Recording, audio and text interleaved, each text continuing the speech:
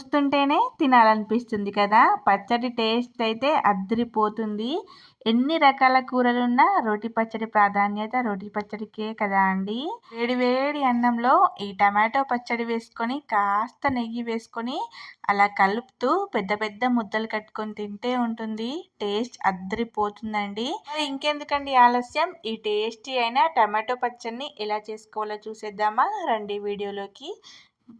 ముందుగా నేనైతే ఇక్కడ ఒక 20-25 టమాటోలు తీసుకున్నానండి. కొంచెం కచ్చాగా ఉన్నాయి ఇవి. మరీ పండ్లు కాదు, మరీ కొంచెం కచ్చావి కాదు, మీడియం రకంగా ఉన్నాయి.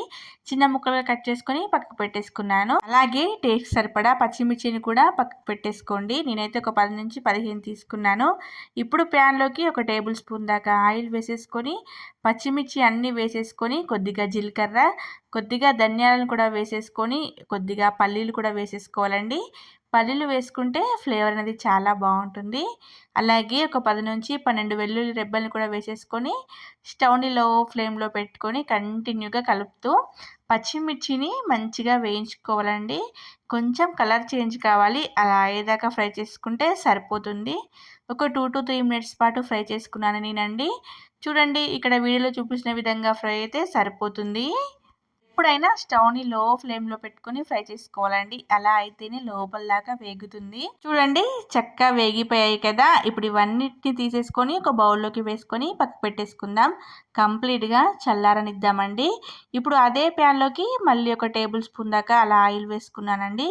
మీరు కావాలనుకుంటే తగ్గించి వేసుకోవచ్చు. ఇప్పుడు మనం కట్ చేసుకున్నాం కదా టమాటా ముక్కలు, అవన్నీ వేసేసుకొని కొద్దిగా ఉప్పు, పసుపు వేసేసుకొని కొద్దిగా చింతపండు కూడా వేసేసుకోవాలండి. చింతపండు వేసుకుంటే పచ్చడి అనేది పాడు కాకుండా ఉంటుంది, టేస్ట్ కూడా బాగుంటుంది. అలాగే కరివేపాకు రెమ్మలు వేసేసి కాడలతో సహా కొత్తిమీరని వేసేసుకుంటే ఫ్లేవర్ బాగుంటుందండి. కొత్తిమీర మీరు కావాలనుకుంటే స్కిప్ చేసుకోవచ్చు. చూడండి, ఇప్పుడు స్టవ్ని లో టు మీడియం ఫ్లేమ్లో పెట్టుకొని ఒక 2-3 మినిట్స్ పాటు కంటిన్యూగా కలుపుకోవాలి. టమాటో ముక్కలకి మనం వేసినవన్నీ బాగా పట్టేలాగా కలిపేసి మూత పెట్టి ఒక 4-5 నిమిషాల పాటు మీడియం ఫ్లేమ్లో కుక్ చేసుకోవాలండి. చూడండి, టమాటోస్ నుండి చక్కగా వాటర్ ఊరిపోయాయి కదా. ఒక 50% టమాటో ముక్కలు అయితే మగ్గిపోయాయండి. ఒకసారి అంతా బాగా కలిపేసేసుకొని ఇలా స్పూన్తోని మంచిగా మ్యాష్ చేసేసుకోండి. మీరు కావాలనుకుంటే ఇంకొక 2-3 మినిట్స్ కూడా ఉడికించుకోవచ్చు. నేనైతే ఇంకొక 2-3 మినిట్స్ ఉడికిస్తానండి, సరిగ్గా ఉడకలేదు. ఇప్పుడు మూత పెట్టేసుకొని మళ్ళీ ఒక 2 నిమిషాల పాటు అలా మగ్గించాను. చూడండి, టమాటో ముక్కలు చక్కగా మగ్గిపోయాయి. మనకి వాటర్ కూడా మంచిగా ఊరాయండి. ఆ వాటర్ అనేది కొంచెం ఎగిరిపోవాలి. ఎగిరిపోయి టమాటో ముక్కలు మంచిగా మగ్గిపోయాయి కదా. ఇప్పుడు స్టవ్ ఆఫ్ చేసేసుకుందాం. స్టవ్ ఆఫ్ చేసేసి ఆ టమాటా ముక్కల్ని మంచిగా చల్లారనివ్వండి. మీరు కావాలనుకుంటే ఈ పచ్చడిని రోట్లో చేసుకోవచ్చండి. నా దగ్గర రోలు అవైలబుల్గా లేదు, సో నేను మిక్సీ జార్లో వేస్తున్నాను. రోట్లో చేస్తే మాత్రం చాలా చాలా బాగుంటుంది. ఇప్పుడు మనం పచ్చిమిర్చి ముక్కలన్నిటిని మిక్సీ జార్లోకి వేసేసుకొని టమాటో ముక్కలు కూడా వేసేసి మంచిగా మిక్సీ పట్టేసుకోవాలండి.